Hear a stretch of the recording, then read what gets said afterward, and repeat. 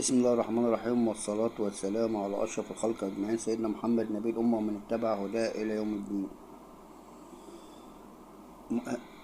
مباراة التصفيات لا تتحدث عن أداء أو مستوى، بالرغم إن الأداء جيد مرتفع، والتشكيل أيضا يعتبر جيد مرتفع بالنسبة للاعبين اللي كانوا متواجدين في الملعب، بالنسبة لمنتخب مصر مع فريق بوركينا فاسو حاليا وفولتا العليا سابقا، والنتيجة مرضية تمام التمام، لولا رعونة اللاعبين المصريين في الهجمات المرتدة، وكذلك مساعد الحكم. هناك شك في الكورة الهدف، مساعد الحكم يعني احنا كان ربنا زلنا باتنين مساعدين، واحد لغى هدف مشكوك في صحته، والمساعد التاني ربنا يصلح حاله مفيش اوت عمل حسبه صح، والحكم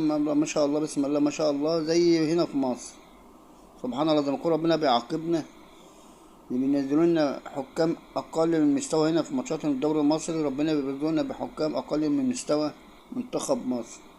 زي ما يكون ربنا بيعاقبنا بيقول لنا خد يلا، ما دام انت بتنزل حكام اقل، ما هو بريدة بقى تبع الكاف زيهم، هتلاقي نفس السيستم،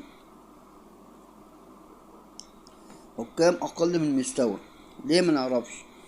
الناس دي قاعدة على الكراسي دي تطور الكورة ولا تدهور الكورة؟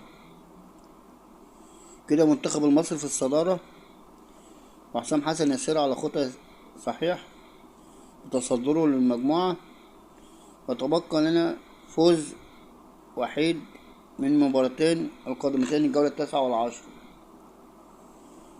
كده ضمننا الصعود إن شاء الله بنسبة 99.9%. بس ملفت للنظر معلق المباراة كان بيشحت من حسام حسن ينزله لعيبة الزمالك، مصر طول وقت المباراة. حتى حسام عم بيجي لما يقول لك لاعب الزمالك، احنا دلوقتي منتخب مصر ولا الزمالك؟ يا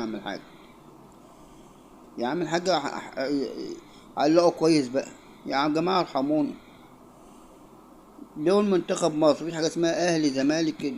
طول المباراة عمال يشحت لعيبة من خارج الملعب، عايز لعيبة الزمالك تنزل، عايز مصمم طول المباراة.